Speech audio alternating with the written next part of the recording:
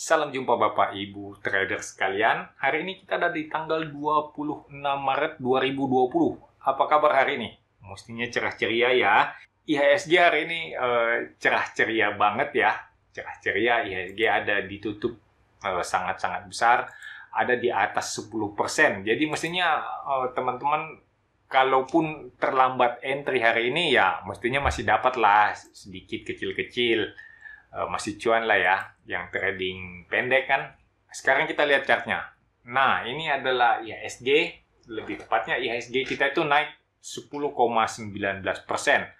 Ditutup di angka 4.370,66. Wow, ini menggembirakan ya. Tapi jangan terlalu senang dulu. Memang benar, sinyalnya udah terlihat berbalik. Ada kemungkinan dia udah mulai naik. Tetapi ini belum sepenuhnya bisa dipercaya. Dalam video analisa saya mengenai IHSG, saya memiliki beberapa skenario, beberapa kemungkinan pergerakan IHSG. Sampai saat ini saya masih melihat IHSG kemungkinan terbesarnya masih bergerak turun. Jadi kalau sekarang ini dia naik, oke lah kita ikuti dia naik sampai segini, kemudian dia akan turun lebih dalam lagi. Ini adalah analisa yang pernah kita lakukan ya, jadi udah saya lakukan, udah ada videonya, teman-teman silakan periksa, bener nggak saya katakan seperti ini, atau mungkin saya mengarang-ngarang.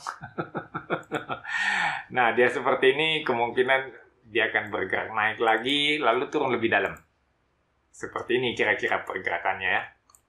Maaf. Nah, seperti ini. Kira-kira pergerakannya ini bakalan dalam. Kalaupun di sini ada variasi ya oke lah. Tapi saya melihat targetnya itu ada di sekitar, masih di sekitar sini 61,8 ya, di 3.238, atau kalau agak beruntung lagi kita bisa lihat IHSG ada di 2.300-an. Kalau beruntung banget. Ini adalah skenario yang saya kira masih cukup besar peluangnya untuk terjadi. Jadi teman-teman harap waspada. Penentuannya nanti kita lihat pada saat IHSG ada di sekitar 4.550 sampai 4.560-an. Di sini, di resisten 38,2. Di sini kita akan melihat bagaimana pergerakan IHSG lebih lanjut. Mungkin nggak IHSG nggak sampai ke 4.560 terus dia udah berbalik arah.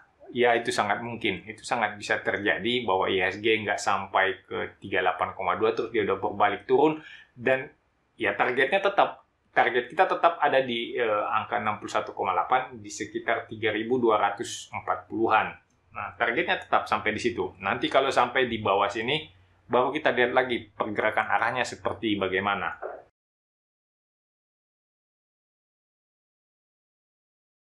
Lalu ada kemungkinan lainnya adalah kalau ternyata IHSG-nya nggak mau kasih kesempatan lagi teman-teman untuk menikmati cuan, dia malah langsung turun lurus seperti ini. Nah, ini juga bisa terjadi.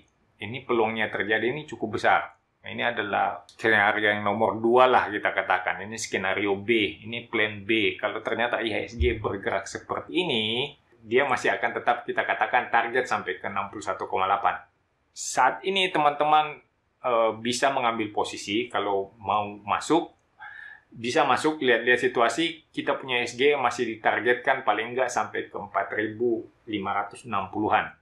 Itu adalah target paling realistis saat ini. Target yang paling kelihatan. Target yang paling jelas. Seperti yang saya katakan, ada nggak kemungkinan IHSG nggak sampai ke angka situ? Ada. Ada kemungkinan itu, tapi kayaknya agak kecil ya. Mestinya sih dia nyampe. Mestinya nyampe. Ke sekitar 4.560. Entah bagaimana bentuknya, besok merah, kemudian lusa merah, lalu dia tiba-tiba hijau. Kecil-kecil naik sampai angka di 38,2 itu masih mungkin. Detail-detailnya itu gampang lah ya, teman-teman bisa lihat pergerakannya tiap hari, tapi secara garis besarnya arahnya naik seperti ini. Nanti kuncinya itu teman-teman lihat di sekitar 38,2 ini, di sekitar 4.560-an, atau teman-teman katakanlah 4.600 lah ya, 4.600 lah kita lihat itu tanda-tandanya kayak gimana. Apakah dia cukup kuat untuk naik atau akan bergerak turun lagi.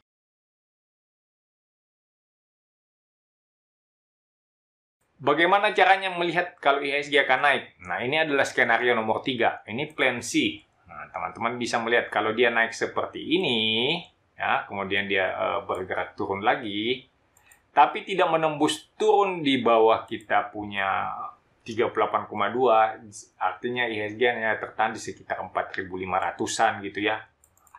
Kita akan membacanya bahwa IHSG sedang testing support.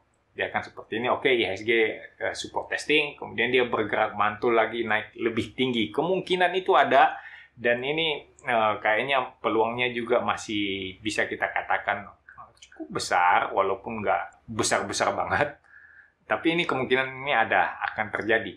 Dan kemungkinan yang paling repot adalah pada saat IHSG ternyata nggak bergerak gitu, tapi dia cuma bergerak kecil-kecil. Dia bergeraknya kecil-kecil seperti ini di sekitar ini. Nah, katakanlah teman-teman lihat dia bergeraknya kecil-kecil seperti ini agak merepotkan. Karena kita akan sulit mengatakan ini IHSG sebenarnya mau kemana ini. Ini apakah suatu sinyal reversal atau sebenarnya mau turun lebih jauh. Nah, ini kalau dia memasuki satu fase sideways seperti ini selalu menjadi suatu hal yang paling nggak enak. Nah, kita agak susah menentukan kita mau ngambil posisi sebagai penjual atau sebagai pembeli. Oke, jadi saya udah kasih ada berapa tadi skenario? Ada 4 skenario ya. Ya, teman-teman bisa mengantisipasi yang mana yang akan terjadi. Teman-teman udah bisa menyiapkan langkahnya. Jadi, ini disiapin langkahnya ya, antisipasi. Kalau skenario A yang jadi, seperti apa saya harus lakukan. Kalau skenario B yang terjadi, saya mesti melakukan apa. Sehingga teman-teman bisa lebih optimal sebagai trader. Secara umum saya akan mengatakan belum saatnya IHSG kelihatan naik. Saya belum bisa mengatakan bahwa ini sedang terjadi sideways, kemudian tiba-tiba IHSG berbalik jadi bullish gitu. Itu agak susah ya. Saya malah cenderung untuk berpikir ya kenaikan kali ini untuk cari korban.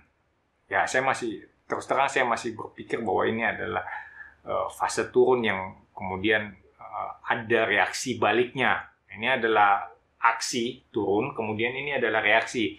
Sama seperti teman-teman melihat di sini, kalau dia aksinya turun, kemudian ada reaksi naik, kemudian dia turun lagi. Nah, seperti itu kira-kira.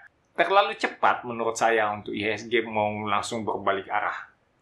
Nah, di tengah situasi yang belum menentu seperti ini, kayaknya kita masih belum bisa mengatakan IHSG sudah berbalik arah. Saya kira cukup. Hari ini saya nggak bahas saham, saya benar-benar hanya update mengenai IHSG. Saya sendiri belum ada posisi di pasar. Tetap tinggal di rumah, tetap jaga kesehatan. Walaupun Anda tetap sehat, tapi Anda bisa menjadi carrier buat saudara-saudara di sekitar Anda. Salam cuan untuk kita semua.